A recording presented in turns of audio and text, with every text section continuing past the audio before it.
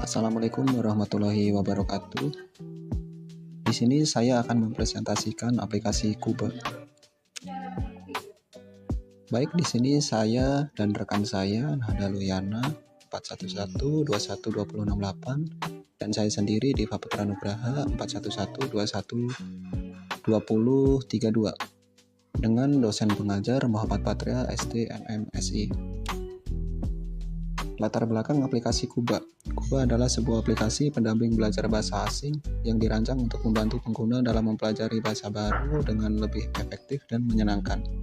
Aplikasi ini menawarkan berbagai fitur interaktif seperti latihan mendengar, berbicara, membaca, menulis, serta permainan edukatif yang dapat meningkatkan keterampilan bahasa pengguna.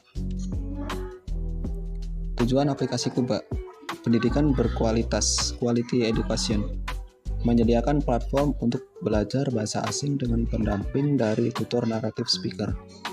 Aplikasi Kuba dirancang untuk menjadi solusi komprehensif bagi mereka yang ingin mempelajari bahasa asing dengan lebih efektif dan efisien. Aplikasi Kuba menyediakan pengalaman belajar dengan interaktif dan dipersonalisasi yang diperkarya dengan bimbingan langsung dari tutor native speaker. Metode penelitian design thinking. 1. Empatis.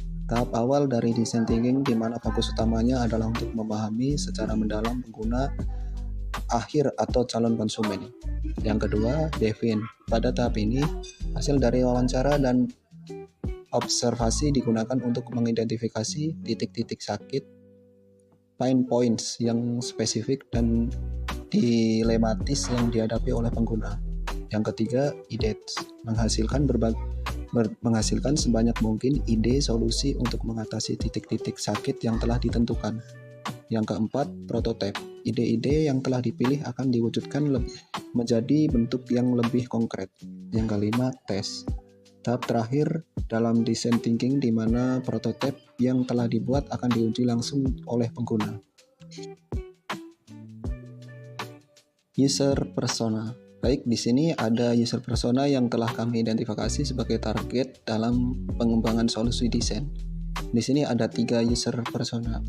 Dalam tahap empatis, berbagai profil pengguna yang diidentifikasi berdasarkan survei meliputi mahasiswa yang jarang menggunakan bahasa asing, ibu rumah tangga yang sibuk, karyawan dengan keterbatasan kosakata bahasa asing, mahasiswa kesulitan memahami aksen, karyawan yang kurang percaya diri dalam berbicara bahasa asing, karyawan IT yang menggunakan bahasa asing, ibu rumah tangga yang sering menggunakan bahasa asing, PNS yang kesulitan memahami aksen bahasa asing, dan karyawan kasir yang kadang harus menggunakan bahasa asing. Baik, untuk user flow dilanjutkan oleh rekan saya, Nahda Luyana.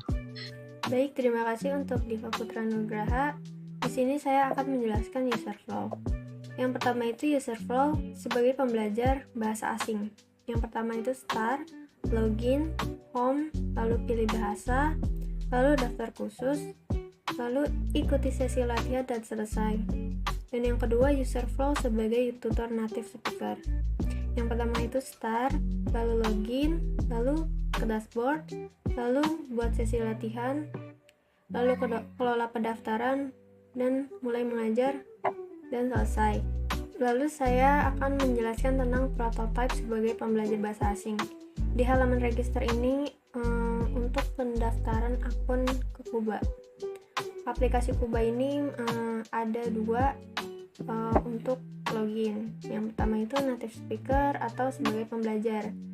Nah, karena sebagai pembelajar bahasa asing, kita memilih sebagai pembelajar. Lalu ketika diklik login akan menuju ke halaman utama. Di halaman utama ini ketika ingin ikuti sesi latihan maka akan pilih bahasa dulu. Di pilih bahasa ini terdapat banyak bahasa. Ketika sudah memilih bahasa yang ingin digunakan, lalu ada tanda panah yang di sebelah kanan ini akan menuju ke halaman daftar khusus. Di daftar khusus ini ada banyak pilihan untuk mengikuti pembelajaran latihan. Di sini ada beginner atau expert ya. Nah, terus Lalu ketika di sebelah kanan itu tanda panah, akan menuju ke halaman ikuti sesi latihan.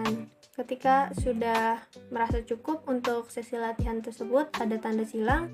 Ketika diklik akan menuju ke halaman utama lagi.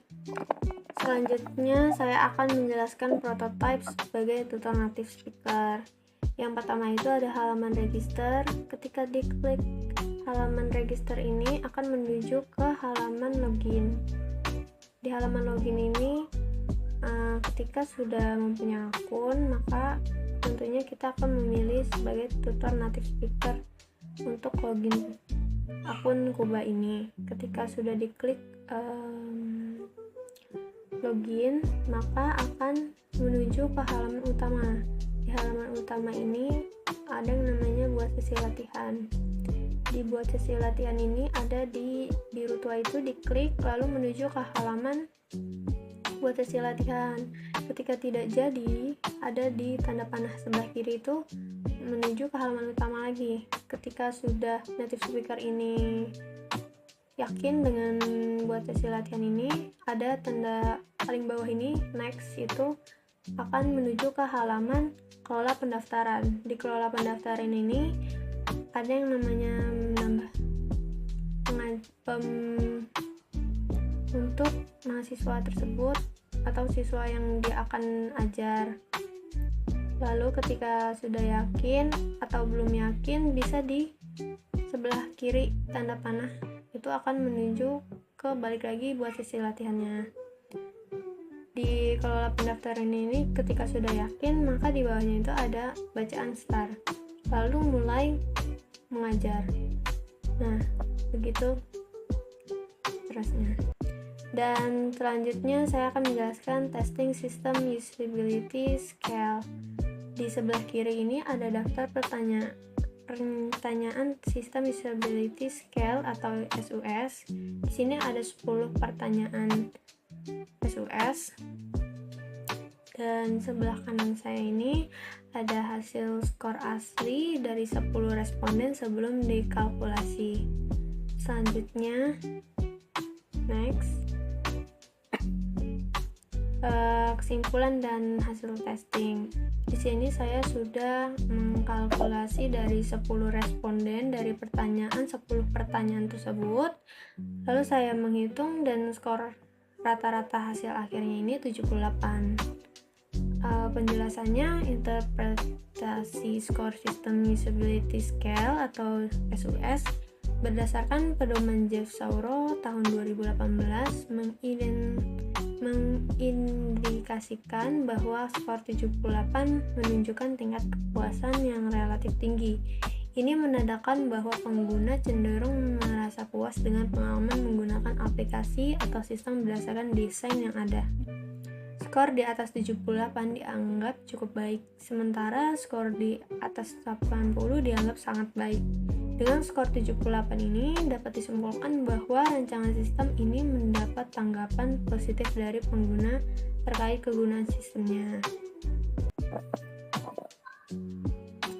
Terima kasih untuk penjelasan dari kami. Sekian dari penjelasan aplikasi Kuba.